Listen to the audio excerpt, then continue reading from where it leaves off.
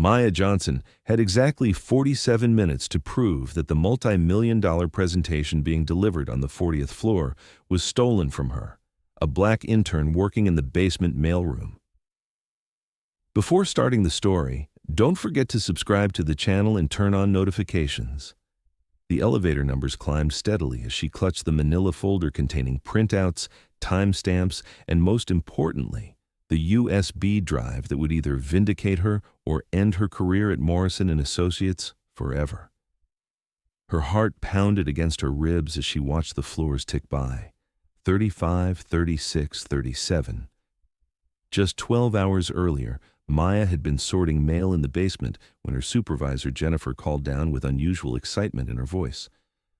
"Maya, you need to get up here right now. Mr. Thornton wants to see you in conference room A." Richard Thornton, executive director of strategic marketing, had never spoken to Maya directly in her 8 months as an intern. She was invisible to him, just another face in the sea of entry-level employees who kept the company running while executives like him took credit for everything that mattered. "Maya Johnson, right?" Thornton had said without looking up from his laptop when she entered the glass-walled conference room. "I understand you've been working on some side projects during your lunch breaks." Maya's stomach dropped. She'd been using the company's research databases during her breaks to develop a comprehensive marketing strategy for expanding into underserved communities, something Morrison & Associates had never attempted. It was her personal passion project, inspired by her own experience growing up in neighborhoods that big corporations consistently ignored. "Yes, sir. I hope that's not against company policy. I always do it on my own time." Thornton finally looked up, his pale blue eyes scanning her face with calculating interest. "On the contrary, it shows initiative. I'd like to see what you've been working on. Can you send me your files?" Maya hesitated. Something in his tone felt off, but she couldn't quite place what. "Of course, Mr. Thornton. Should I email them to you?" "Actually, just put everything on a drive and bring it to me tomorrow morning. I want to review it properly." He smiled, but the expression never reached his eyes. "This could be a real opportunity for you, Maya. Don't let it slip away." That night, Maya had worked until 3 a.m., refining her presentation, adding final touches to the demographic analysis and profit projections that had taken her months to perfect. She had created something revolutionary, a step-by-step plan for reaching communities that companies typically wrote off as unprofitable, complete with data proving they were sitting on a goldmine of untapped potential. But when she arrived at work the next morning, everything changed. "Maya, where's that drive?" Thornton asked the moment she stepped into his office. She handed over the USB containing her life's work, watching as he plugged it into his computer and began scrolling through her files. His expression grew more impressed by the minute. "This is quite good," he said finally. "Very comprehensive. Tell me, have you shared this with anyone else?" "No, sir. I wanted to present it to you first." "Smart girl." Thornton ejected the drive and slipped it into his desk drawer. "I'll review this over the weekend and we'll discuss next steps on Monday." But Maya never made it to Monday's meeting. At 8:47 a.m. on Friday, she received an email from HR requesting her immediate presence in the personnel office. When she arrived, Director Patricia Williams was waiting with a termination letter. "I'm sorry, Maya, but we're eliminating several intern positions due to budget constraints. Today will be your last day." "But Mr. Thornton said he wanted to discuss my project on Monday." "I'm not aware of any project," Patricia interrupted. "Security will escort you out once you've cleared your desk." As Maya packed her few belongings from her basement workstation, her mind raced. The timing was too convenient, too clean. She was being fired within hours of giving Thornton her presentation, and suddenly there was no record of their conversation. That's when she remembered the backup. 3 months earlier, after accidentally losing a week's worth of work to a computer crash, Maya had started automatically backing up everything to her personal cloud storage. Every version of her presentation, every research note, every late-night revision, all of it time-stamped and saved. She spent the weekend in her small Brooklyn apartment, printing emails, organizing timestamps, and building an airtight case. But she needed more than just proof of her work. She needed to know what Thornton was planning to do with it. The answer came Monday morning when her former colleague Jessica called, breathless with excitement. "Maya, you're not going to believe this. Mr. Thornton just gave the most incredible presentation to the executive board. Some revolutionary new strategy for expanding into underserved markets. The board approved a $20 million budget on the spot." Maya's blood ran cold. "Jessica, what exactly did he present?" "I can't get into specifics, but girl, it was genius. Charts about demographic analysis, profit projections for communities everyone else ignores. Mr. Thornton might get promoted to VP after this. When is he presenting it to the full company?" "This afternoon at 2 p.m. big corporate meeting. All hands on deck." "Why?" Maya looked at the clock. 12:13 p.m. She had exactly 47 minutes to get to Morrison & Associates, get past security, and prove that Richard Thornton had stolen her life's work. "Jessica, I need you to do something for me, and I need you to trust me completely." Now, as the elevator climbed toward the 40th floor, Maya reviewed her plan one final time. Jessica had used her executive assistant credentials to get Maya a visitor's badge and building access. The company-wide meeting was being live-streamed to satellite offices, which meant everything would be recorded. The elevator dinged softly as it reached the 40th floor. Maya stepped out into the plush executive area, a world away from the basement mailroom where she'd spent the last 8 months. Thick carpets, mahogany paneling, and floor-to-ceiling windows overlooking Manhattan. This was where the real decisions were made. She could hear Thornton's voice echoing from the main conference room as she approached. Through the glass walls, she could see him standing at the front of the room, gesturing confidently at a presentation screen, displaying her charts, her analysis, her months of painstaking research. "What we're looking at is a completely untapped market," Thornton was saying to the room full of executives. "Communities that traditional marketing has written off, but my analysis shows they represent billions in potential revenue." "Your analysis." Maya's hands clenched into fists, but she forced herself to stay calm. She needed to be smart about this. She slipped into the back of the room just as Thornton advanced to the next slide, her demographic breakdown of 3 specific neighborhoods in Brooklyn, complete with income data and purchasing pattern analysis she had spent weeks gathering. "The key insight," Thornton continued, "is understanding that these communities have been systematically underestimated. They have significant purchasing power, but they've been ignored by companies that make assumptions based on outdated stereotypes." Maya almost laughed at the irony. Thornton was literally reading her words, words she had written about her own community, her own neighbors, her own experience, while having no understanding of what they actually meant. CEO Margaret Foster leaned forward from her seat at the head of the conference table. "Richard, this is extraordinary work. How long did this analysis take you?" "About 6 months of deep research," Thornton replied without hesitation. "I wanted to be thorough." 6 months. Maya had been at the company for 8 months, and she had started working on this project during her 2nd month. The timeline didn't even make sense. She quietly took out her phone and started recording. "The financial projections are particularly impressive," said CFO David Chen, studying the charts. "A 340% return on investment in the first year alone. How did you model this?" Thornton smiled confidently. "I used a combination of demographic analysis, purchasing pattern studies, and on-the-ground community research. The key was understanding that traditional market research completely misses these populations." On-the-ground community research, Maya whispered to herself. The man who lived in an Upper East Side penthouse and had probably never set foot in the communities he was discussing was claiming to have done grassroots research. She opened her laptop bag and pulled out a folder containing printed emails, time-stamped documents, and her original research notes. Everything was organized chronologically, showing the evolution of her ideas from initial concept to final presentation. "Richard," CEO Foster continued, "I'm curious about your methodology. Can you walk us through how you gathered this community data?" For the first time, Thornton hesitated. "Well, it involved Extensive field work, surveys, interviews, demographic mapping. Specifically, what neighborhoods did you focus on? Another pause. The Brooklyn area was central to the research. Maya stood up from her seat in the back row. Excuse me. Every head in the room turned toward her. Thornton's face went pale when he saw her. I'm sorry, said CEO Foster, but this is a closed executive meeting. Security should have... My name is Maya Johnson, she said, walking calmly toward the front of the room. And I need to address what Mr. Thornton just presented to you.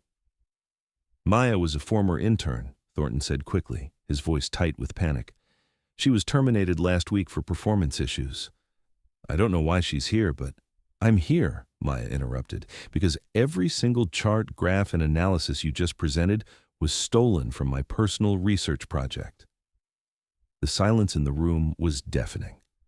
CEO Foster sat back in her chair. That's a very serious accusation. Yes, it is. Maya opened her folder and pulled out a stack of printed documents. I have time-stamped emails showing the development of this research over 6 months. I have my original notes, my draft presentations, and most importantly, I have the metadata from every file proving when each element was created.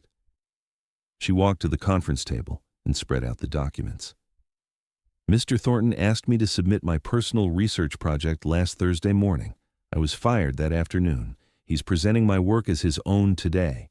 Thornton's voice cracked slightly. This is ridiculous. Margaret, she's a disgruntled ex-employee making false accusations. Then you won't mind if we examine the evidence, CEO Foster said coolly. Maya connected her laptop to the presentation system. What you're about to see is my original presentation file, created over the course of 6 months with every edit and revision tracked and time-stamped. The screen filled with Maya's original presentation, identical to what Thornton had just shown, but with clear creation dates going back months. This slide, Maya pointed to the demographic analysis, was created on January 15th. This community spending pattern chart was finished on February 3rd. Every element of what Mr. Thornton just presented was completed before he ever knew I existed. CFO Chen leaned forward, studying the timestamps. These dates are months before Richard said he started working on this project. But there's more, Maya continued. The community research Mr. Thornton claimed to have done, I actually conducted it in my own neighborhood. These aren't theoretical projections. They're based on real data from my community, gathered through relationships I've built over my entire life. She advanced to the next slide, showing detailed demographic breakdowns of 3 specific Brooklyn neighborhoods. Mr. Thornton, since you conducted this on-the-ground research, can you tell me which subway line serves the Bed-Stuy neighborhood you analyzed? Thornton opened his mouth, then closed it. The specific transportation details weren't central to the marketing analysis. It's the G train and the A train, Maya said simply. Every resident knows that. It's basic information you'd learn in your first day of actual community research. She pointed to another chart. This purchasing pattern data for Crown Heights. Can you tell me what the major retail corridor is? Another pause. The main shopping area. Nostrand Avenue, Maya supplied, specifically between Empire Boulevard and Prospect Place. These aren't obscure details, Mr. Thornton. They're fundamental facts about the communities you claim to have researched for 6 months. The room was dead silent except for the hum of the air conditioning. Maya turned to address CEO Foster directly. Ma'am, I grew up in these neighborhoods. This research represents my life, my community, my understanding of markets that companies like Morrison and Associates have ignored. Mr. Thornton stole my work and fired me to cover his tracks. These are serious allegations, Foster said carefully. Do you have additional evidence? Maya smiled for the first time since entering the room. As a matter of fact, I do. She pulled out her phone and opened her voice recording app. Mr. Thornton, do you remember our conversation last Thursday morning when I submitted my research? We discussed your project, yes. Do you remember specifically asking me whether I had shared this work with anyone else? Thornton's face was now visibly sweating. I may have asked about confidentiality. Maya hit play on her recording. Thornton's voice filled the room. Tell me, have you shared this with anyone else? No, sir. I wanted to present it to you first. Smart girl. I'll review this over the weekend and we'll discuss next steps on Monday. The recording continued, with Thornton's promise to review her work and discuss opportunities. The contrast with her termination the next day was stark and damning. CEO Foster turned to Thornton with ice in her voice. Richard, would you like to explain why you told Maya you'd discuss her project on Monday, but instead had her fired on Friday morning? There must be some misunderstanding. The recording is quite clear, CFO Chen interrupted. You explicitly promised to review her work and discuss opportunities. Instead, you stole her research and terminated her employment to eliminate the evidence. Maya wasn't finished. She pulled out another document. There's also this. She handed Foster a printed email. This is the termination notice sent to HR requesting my immediate dismissal for budget constraints. It was sent Thursday afternoon at 4:17 p.m., 3 hours after I submitted my research to Mr. Thornton. Foster scanned the email, her expression growing darker by the second. Richard, you personally requested Maya's termination the same day you received her research? Budget decisions are complex. This email specifically cites elimination of intern positions due to financial constraints, Foster read aloud. But according to HR records, we hired 2 new interns the following week. The net was closing. Maya could see panic creeping into Thornton's eyes as his lies unraveled in real time. But here's what I find most telling, Maya continued. Mr. Thornton just presented my research and claimed it took him 6 months to develop. But I've been at this company for 8 months total. If he really had been working on this project for 6 months, he would have started it 2 months into my internship. She turned to face Thornton directly. Yet you never mentioned this project to me, never asked for my input despite my background in these communities, never indicated you were working on anything related to underserved markets. Because you weren't. You stole my work, fired me, and thought no one would ever find out. CEO Foster stood up slowly. Richard, I'm suspending you effective immediately pending a full investigation. Security will escort you out. Margaret, you can't be serious. The word of a disgruntled intern against a senior executive. The word of a disgruntled intern, Foster's voice rose. Richard, she has recordings, timestamps, metadata, and detailed knowledge of research you claim to have conducted. You couldn't even answer basic questions about the communities you allegedly studied for 6 months. She turned to Maya. Ms. Johnson, please have a seat. We need to discuss this situation properly. As security approached Thornton, he made one last desperate attempt. You'll regret this, Margaret. I built this presentation. I developed these strategies. You developed nothing, Maya said quietly. You stole the work of a black woman, fired her to cover your tracks, and tried to build your career on her ideas. The only thing you developed was a plan to commit theft. As Thornton was escorted from the room, his face red with humiliation and rage, Maya felt a strange calm settle over her. 8 months of being invisible, of being overlooked, of being treated as if her ideas didn't matter. All of it had led to this moment. CEO Foster gestured to Thornton's empty chair at the head of the table. Maya, would you like to present your research properly? I think we'd all like to hear from the person who actually developed these strategies. Maya looked around the room at the executives who had been ready to promote Thornton based on her stolen work. Now they were looking at her with respect, curiosity, and a healthy dose of embarrassment. I'd be happy to, she said, walking to the front of the room. But first, let me tell you why this research matters, not just as a business opportunity, but as a chance for Morrison and Associates to finally serve communities that have been ignored for far too long. As Maya began her presentation, her real presentation, delivered with the passion and knowledge that only she could bring to it, she realized that sometimes the best revenge isn't destruction. Sometimes it's simply getting the opportunity to show the world who you really are. The room listened in rapt attention as she explained not just the numbers, but the stories behind them. The families who shopped at local businesses because big chains wouldn't invest in their neighborhoods. The entrepreneurs who started companies in their living rooms because traditional funding was unavailable. The communities that had spending power and loyalty that far exceeded anything most marketers imagined. When she finished, the silence lasted for several seconds. Finally, CEO Foster spoke. "Maya, I owe you an apology, not just for what happened with Richard, but for the fact that you were relegated to the mailroom when you clearly belong in strategic planning." "Thank you," Maya said simply. "I'd like to offer you Richard's position as Executive Director of Strategic Marketing, effective immediately.